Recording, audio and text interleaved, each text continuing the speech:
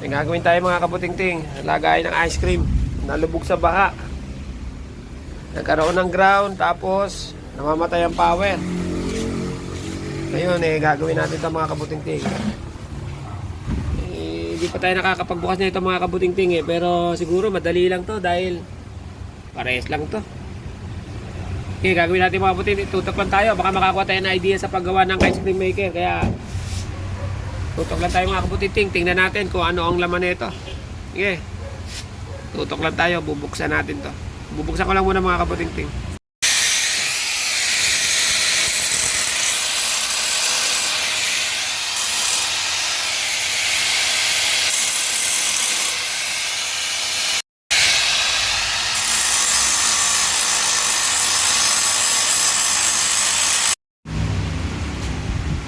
Ito ang laman mga kabuting-ting. Nako po.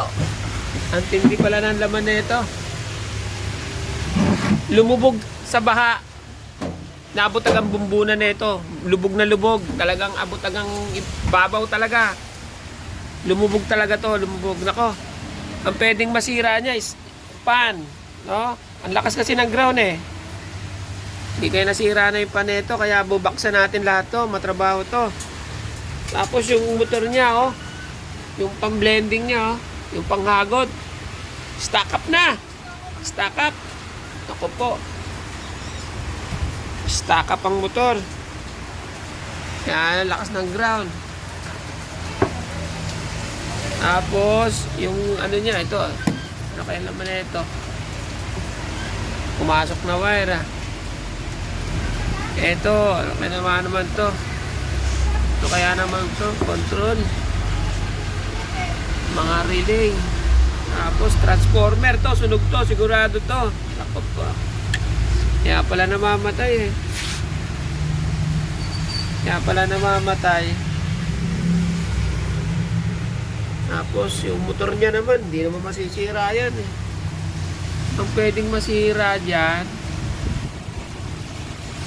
itong dalawa, motor at saka pan motor.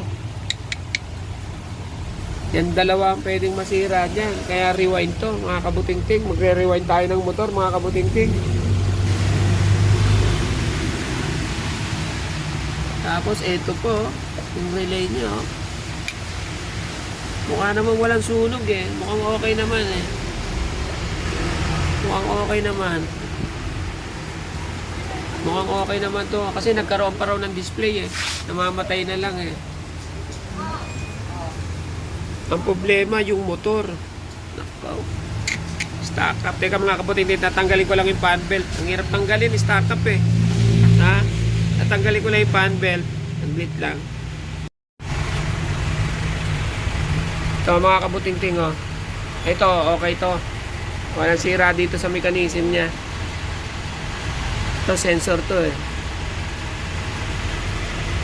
Ito, sensor yan. Sensor yan mga kabuting-ting. Parang counter to Counter yan. Ilang ikot niyan, mamamatay yan. Meron ng flies na sir. Diyan lang po ako sa gas. Yan? Flies po, meron po ako. Flies? Diyan lang ako sa gas sir. Saan gas? Diyan, sa gilid. Matigas lang yung ano ko Tanggalin lang ako na sa partner. Ano yung flies natin? Matigas yung flies namin, hindi mo magagamit. Mahirapan ka. Ano yung flies namin?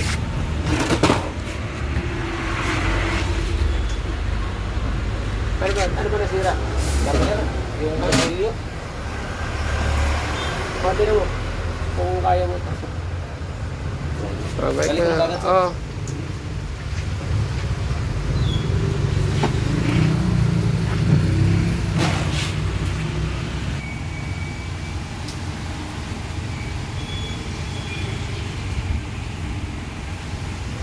Ito, okay to. Ito okay itong isa na to. Ito ang ito, hindi okay to. Tigas Nakakabuting-ting na-stack up to. Pinasok ng tubig yan, loob niyan. Ito naman, mukhang okay pa to. Ito, madali lang to, electronics lang to Mare-repair to Wala namang ano sa ilalim to, walang hinang sa ilalim to siguro. Kayang-kaya to mga kabuting-ting. Kunti lang ang ano yan eh. Eto. Ha? Ito, transformer to. Pag sira yan, pwede natin i-rewind lang yan. Ang masaklap ito mga kabuting-ting, oh, tigas ang mechanism nito. Ang hirap niyan. Dati may ni-rewind akong motor eh. Napakatigas eh. Madugo mga kabuting-ting ang pag-rewind dito. Matigas. Hindi mo mabunot, syempre. Hindi mo mabubunot yan. Kasi yung rotor sa core, nagdikit yan. Yung rotor sa core, nagdikit yan eh. Yung sa loob, nagdikit yan. Tapos ito sa panya, ito medyo okay pa siguro pero may fuse naman to, baka sakali pa, oh. Hindi naman kaagad. Ito ang ano, kado tayo. Sigurado kaya kukontratahin muna natin sa may-ari ito. Kukontratahin muna natin sa may-ari ito kasi ito, rewind pa lang, magkano na. Yeah, mahal pa naman ang copper ngayon. Mga malaki mataas-taas to, mga kalahating kilo. Ano na ito, isang tanso na ito, mga 1 kilot kalahati siguro. 700 isang kilo eh. Mahal eh. At kalahati ang motor na ito, dalawang ano pa, dalawang size pa ang motor na ito. Dalawang size pa. Dito walang problema sa mechanism, okay. Ha? Okay. Dito lang lumalamig yan, dito mga kabuting-ting eh. Ito ang evaporator niya mga kabuting-ting eh. Full to eh. Dito. Ito ang nagpapalamig yan dito sa loob niya mga kabuting-ting. May tubong pumasok yan dyan, sigurado. Ay, ito nga oh. Yan. Ay, tigil muna tayo rito. Kailangan kontratahin muna natin sa may-ari ito. Bagay, sa pabrika to eh. Pero checkin natin muna yung problema. Ang gagawin muna natin mga kabuting-ting, ihahang muna natin yung sa motor. Tatanggalin muna natin yung supply sa motor dito sa contactor niya. Ito pinaka-contactor niya eh. Yung relay. Tatanggalin muna natin. Sige, mag-troubleshoot muna tayo para malaman natin kung sira talaga itong motor. Tapos yung pan motor. Okay, sige. Tatanggal muna tayo mga kabuting-ting. Papaandarin muna natin yung compressor. Kailangan lumamig siya. Okay. Pag ano, ito talaga automatic sira na to. Yung isa 50-50. Ang gagawin ko muna, mga kabuting-ting, titina ko muna yung supply net. Ay, sige, tuloy mo na. Okay. Ang gagawin natin dito mga kabuting-ting, tatanggalan muna natin ang supply ang motor. Kailangan makita natin kung umandar yung compressor para malaman natin kung umaandar itong control ha. Titignan natin yan kung umaandar yung control. Tapos, pag natapos natin tanggalin to, yung isa naman natatanggalin natin. Isa-isayin natin yan. Tatanggalin natin. Sige, tatanggalin ko muna. Wala pa dyan nung magano ng karina, wala pa dyan. After 1 week kasi yung kapatid ko, nakinda. Ito mga kabuting-ting oh. Yung pinaka-box niya, inaabot ng ano oh. Inaabot talaga ng ano, pumasok yung tubig dito oh. Ayan oh, yung capacitor niya, hanggang ngayon basang-basa pa oh. Ayan oh. Tubig pa oh. Grabe, inabot na ito ngayon na to. Kaya kukontratahin muna natin may-ari na ito bago natin tapusin to. Ayan oh. Wow. Ito ba to? Contactor? Ayan natin to. Matipiyada na to. Hindi matanggal ah.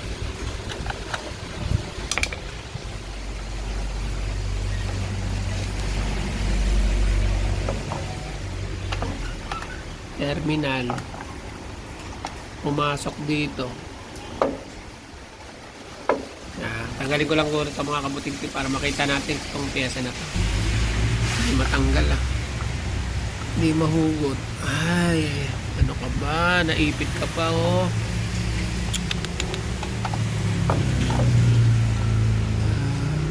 Matanggal naman to. Ano ba ito?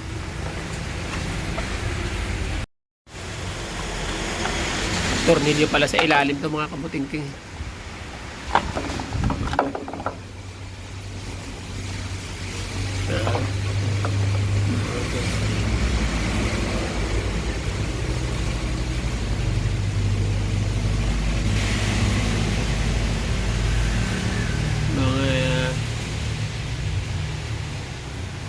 Yan, labo.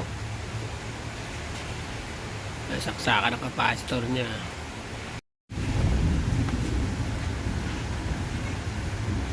Labo.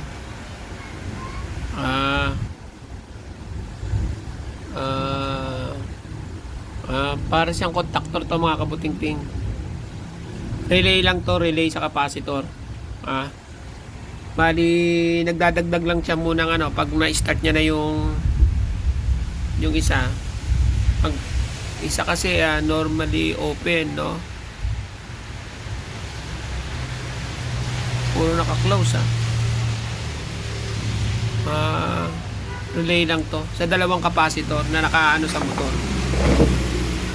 Relay. Relay siya, relay. Switching relay, no? Hindi naman siguro papasukin ng tubig to. Teka, parang basa. Ba? Bagay, may continuity naman to siguro. Relay eh. Basta sinabing relay, may coil yan. No? May coil yan. Siguro naman baka may coil to.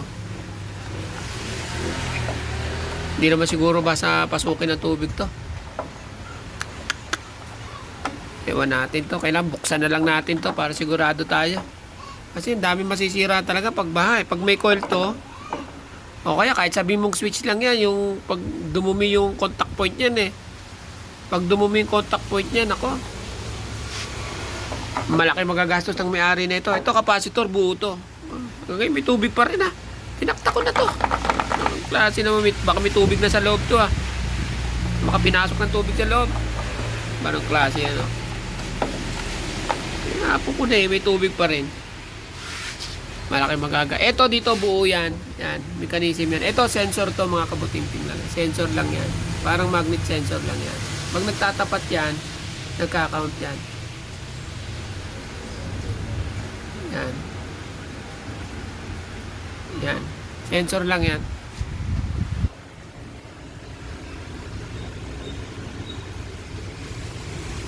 Tapos, ito ang pinaka main problem. Wala na to. Sigurado, napakaraming tubig nito. Sigurado to. Mga kabutingting, sigurado napakaraming tubig nito. Nasa loob yan, daming tubig niyan.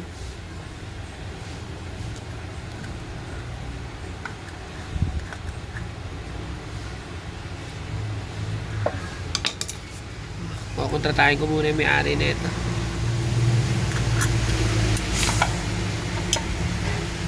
Sigurado to.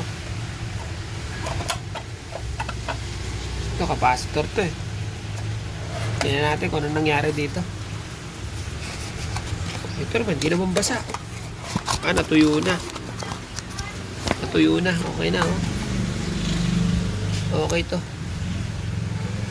Pero sigurado, pinasok ng tubig yan. Lalaki ng mga butas niyan. Posibleng di pasukin ng tubig to. Nag-stack up talaga, mga kabutingting. Abangan na lang natin sa susunod na video yung pag-repair nito kung pagagawa ng may-ari ito. Kasi malaki magagastos to Sira motor. Baka rewind na to. Kung aluminum ang motor nito, sigurado sira na yan. Ito, kung pinasok din ng tubig to, ito, baka pwedeng linisin loob. Ito, buo to Buo yan mga kapasitor. Buo yan. Nabasa lang yan. Linis lang yan. Ito, relay to. Naku, baka pinasok din ng tubig to. Ito, relay. Relay yan. Yan. Pwede nga natin yan. Ito, transformer. Ito, madali lang to. Kinamambol tayo yan. Ito, madali lang to Pwede na lang natin i-rewind to. Ito lang ang medyo malaking magagastos ang may-ari. Ito, pyesa lang to. Pwede na lang tayo bumili niyan. Compressor, buo yan, no? Buo compressor. Buo compressor motor. Yung display, lilinisin na lang natin yung display. Ito dito, wala tayong problema rito. Madali lang dito. Dito, relay. Pwede tayo magpalit ng relay kung sakali sira. Pero kaya linisin. IC, papalitan lang yung binumuo na. Ito lang talaga ang main trouble natin, no? Tsaka to, dalawa, pan, at tsaka to. O, kontratahin muna natin may-ari. Sunod na lang na video to mga kabuting-ting. Pero kaya natin gawin to mga kabuting-ting. Kaya. Ito yung mga kabuting-ting. Salamat pinanood nyo itong video natin mga kabuting-ting. Kahit na paano, may nalaman tayo sa tungkol sa laman ng ice cream machine maker, no? Okay, kukontratahin ko muna ito. Itong kilalawang. Kaya sa mga kabuting-ting, pinanood nyo itong video natin. Salamat sa inyo.